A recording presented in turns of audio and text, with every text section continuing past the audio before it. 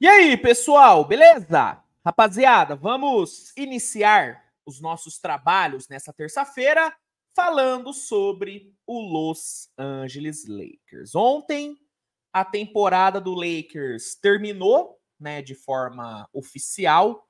O time perdeu o jogo 5 contra o Denver e está eliminado dos playoffs e assim, foi uma eliminação com requintes de crueldade, né, cara? Porque pô, o Lakers tomou 3-0, já tinha perdido as esperanças, só que aí o time foi lá, venceu o jogo 4 jogando bem, evitou a varrida que já era dada como certa.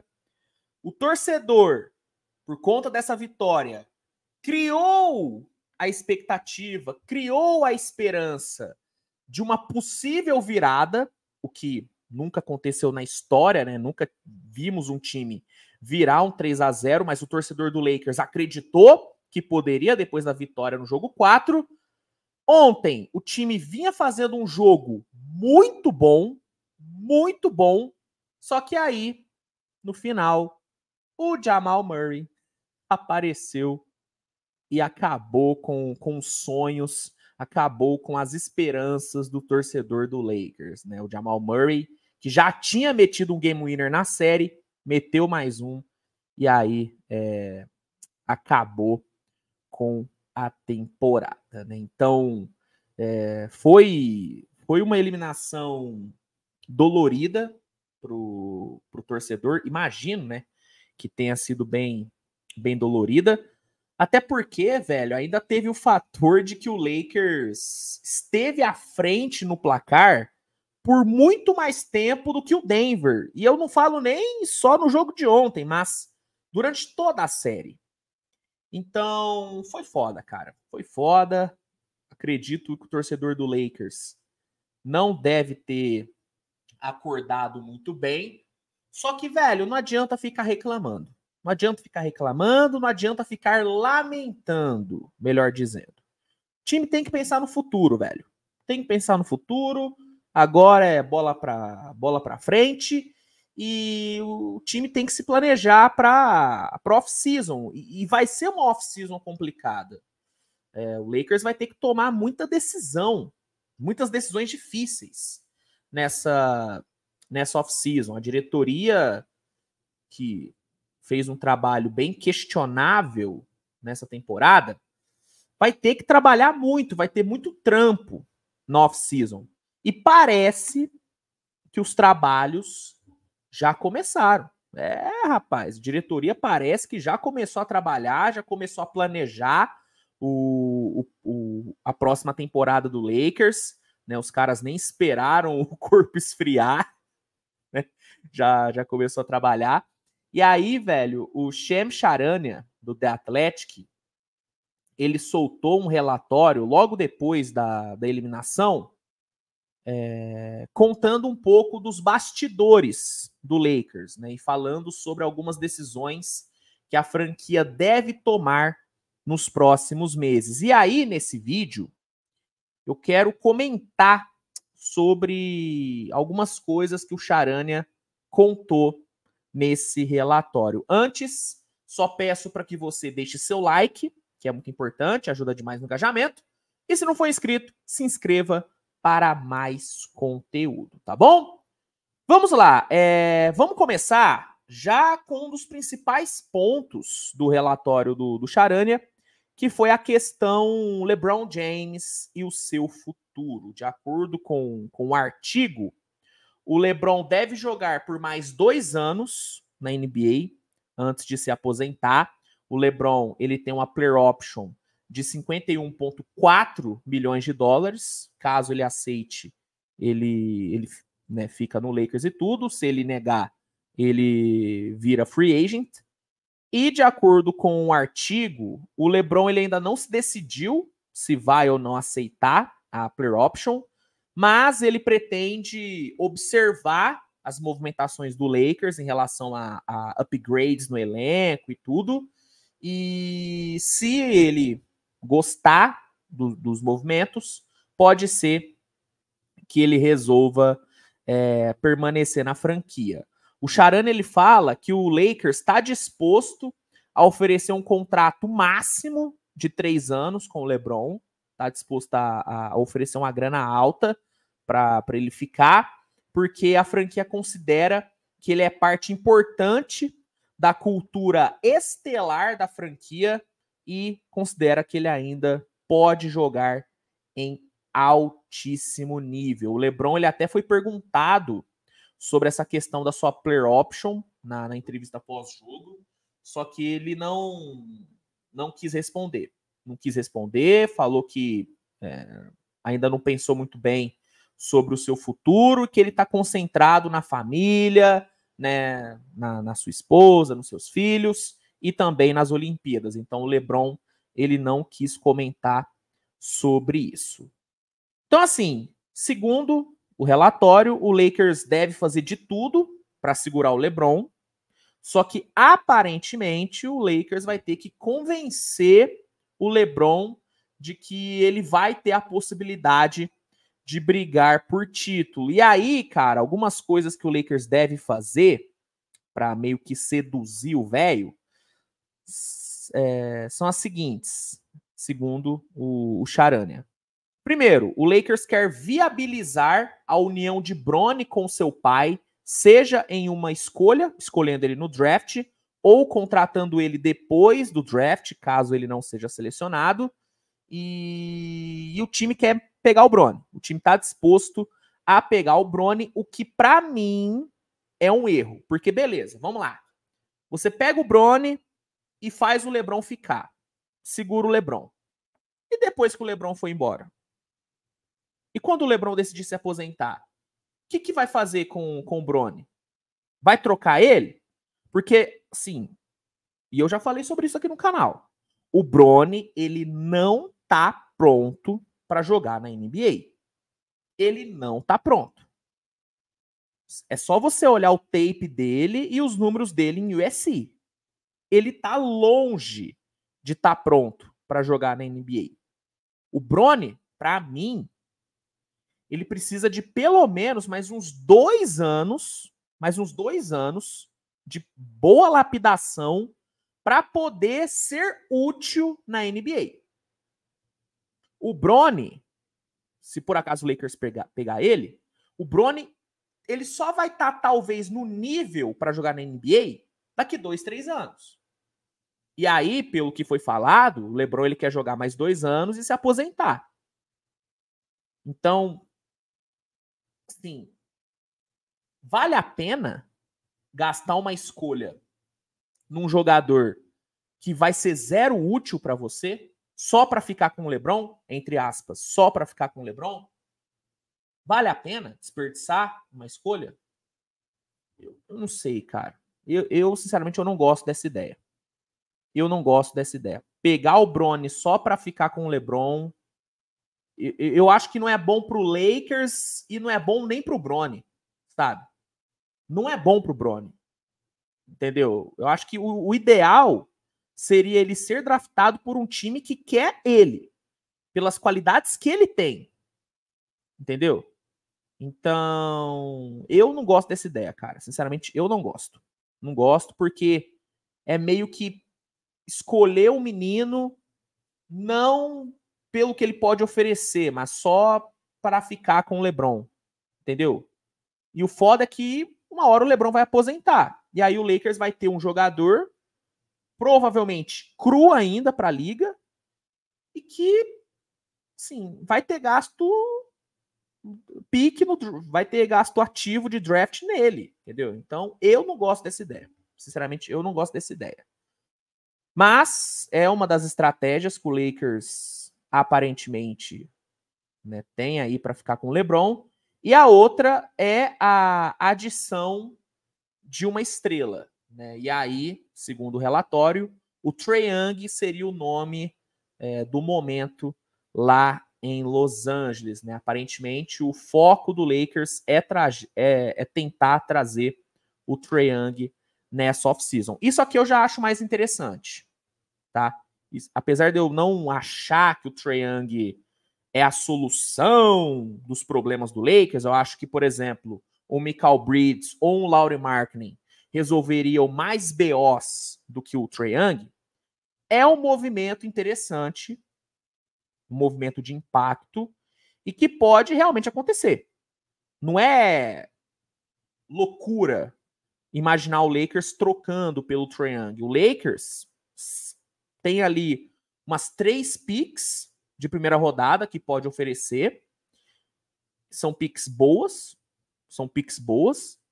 Então, eu acho que se colocar essas 3 picks junto com o Austin Reeves da vida, eu acho que dá para pegar o Trae Young.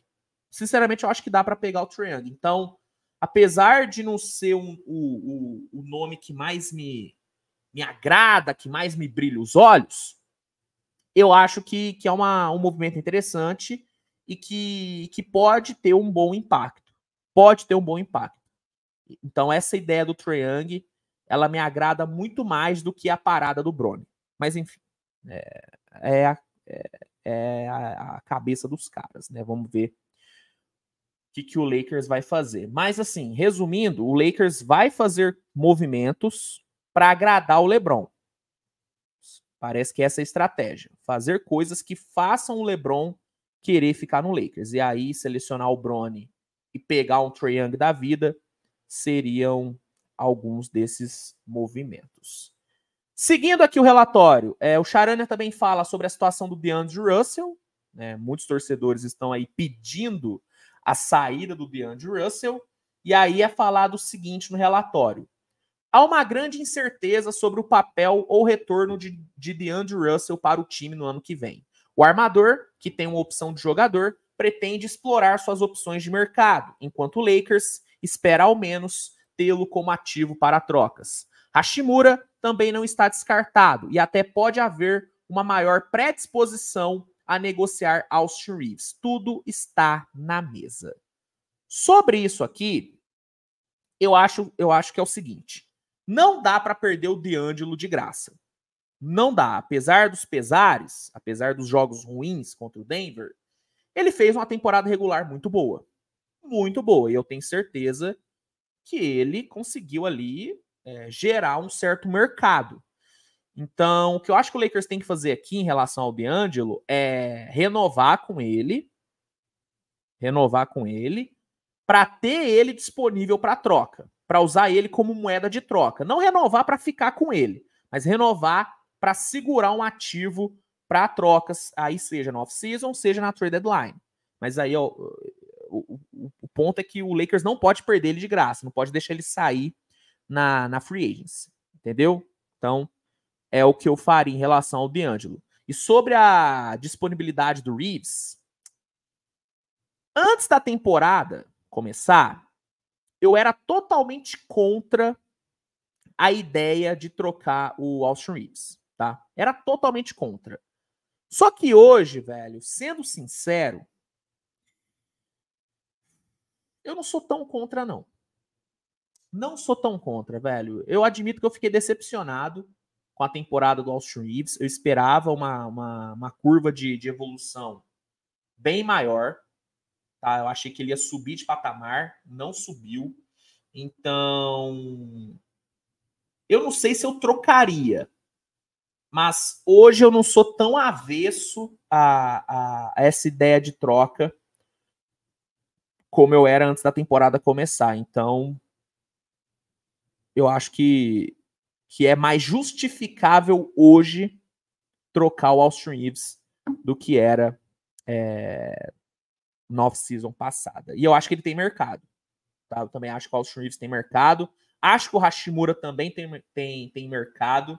Mas eu acredito que o Lakers vai conseguir, pode, né, conseguir muito mais com o Austin Reeves do que com o Hachimura. Então, acho que dá pra gente vislumbrar essa possibilidade do Reeves ser trocado. E aí, cara, para fechar aqui o relatório, o Charania ele falou sobre uma das questões que mais interessam os torcedores do Lakers, que é a demissão ou não do Darvin Ham. E aí ele falou o seguinte: é verdade, o Lakers deve ter outro técnico para a temporada 24-25. Vários fatores levaram a um desgaste de Ham com a franquia e alguns jogadores vários fatores levaram ao desgaste de Ham com a franquia e alguns jogadores, o que foi decisivo para a possível queda. Basicamente, e aí listando os fatores. Primeiro, o objetivo com o elenco atual era muito maior do que apenas ser eliminado na primeira rodada. O elenco, ele, né, é considerado o maior responsável por isso. Segundo fator, dirigentes e jogadores tiveram problemas com escolhas do técnico, sejam em rotações, minutos de certos atletas, planos de jogo e ajustes na série contra Denver. A perca do jogo 2 de virada para o Denver foi a gota d'água para seu trabalho. No auge da questão de ajustes citados no ponto anterior, a entrevista de AD e a resposta pública de Ham após o jogo, quando o pivô criticou alguns momentos em que o Lakers não tinha plano de jogo adequado, também pegou mal, tá? Quarto fator aqui. Seus problemas começaram após a Copa da NBA. Campeão, o Lakers perde 10 dos 13 jogos seguintes, onde a desconexão, sobretudo com o grupo de jogadores, começou. Próximo fator. Ali, Los Angeles bancou Austin Reeves e DeAndre Russell, que não pegou bem com o vestiário e também com alguns dentro da franquia, já que eles eram o terceiro e quarto melhores jogadores do time de maneira inegável. Sexto fator. A decisão de Ham foi fatal para muitos e teve algum tom de desespero para fontes próximas. Los Angeles, fora desse período, venceu 44 de 69 jogos. A instabilidade desse período é considerada fundamental. Sem ele, a equipe estaria em ritmo de obter mais de 50 vitórias na campanha e possivelmente brigar pelo mando de quadra. Sétimo fator. Nisso tudo, Hachimura raramente jogou ao lado do quarteto principal, e a lesão de Vanderbilt elevou minutos de Taurean Prince e Cam Reddish. Muitos do elenco, aliás, entenderam que esses dois jogadores tinham mais liberdade para errar e ainda assim se manter jogando com Ham, do que caras do núcleo da temporada 22-23, como os já citados D'Angelo, Hachimura e Austin Reeves. O que foi totalmente contra o princípio da montagem de elenco, que era continuidade. Então, esses seriam alguns fatores que levaram aí a um certo desgaste do Ham com a franquia e com o grupo. Bom, sobre a questão do Darvin Ham, cara, pra mim é muito simples. Tem que demitir o cara e ponto.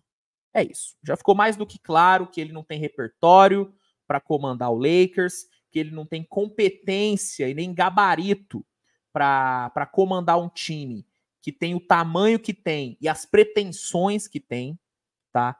É um cara péssimo em ajustes, raso nas ideias, é um cara que aparentemente não tem mais o apoio do grupo e nem da diretoria, o que é uma surpresa saber disso, porque o que saiu algumas semanas atrás era de que ele teria total aval da diretoria, mas segundo o relatório do Charania, as coisas não são bem assim. Então, eu acho que ele tem que ir embora, velho. Tem que ir embora, tem que demitir, vida que segue e partir para outra. Só que aí, eu acho que é até mais importante e mais preocupante para o torcedor quem que vai substituir o Darvin Ham do que a questão dele ser demitido ou não. Eu, como torcedor do Lakers, se eu fosse torcedor do Lakers, eu estaria muito mais preocupado com o substituto do Darvin Ham do que com a possível permanência dele. Sinceramente, cara, porque a diretoria do Lakers, cara, pô, velho, assim, ela não tem um histórico muito bom, de escolha de técnicos, né?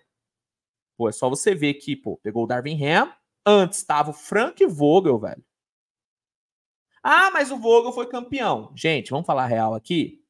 O Lakers foi campeão na bolha, apesar do Frank Vogel. Então, assim, o novo técnico, a escolha do novo técnico, ela é preocupante, cara, porque não é uma diretoria que tem um histórico muito bom. Eu, se fosse, né, da diretoria, eu iria focar em 2 nomes, tá? Tem 2 nomes que me agradam para ser treinador do Lakers. O primeiro, e aí seria a minha opção 01, o Kenny Atkinson, que é assistente do Steve Kerr. O Kenny Atkinson, além de estar há muito tempo trabalhando com o Steve Kerr, ele fez um excelente trabalho no Brooklyn Nets, cara. Um excelente trabalho como head coach. Ele é um cara que tem experiência. Então, eu acho que o Kenny Atkinson seria uma ótima opção para esse Lakers. Uma ótima opção. Gosto muito dele. Seria a minha opção 01. Mas caso não desse certo, eu iria atrás do Budenholzer. O Budenholzer é o melhor treinador do mundo? Não é.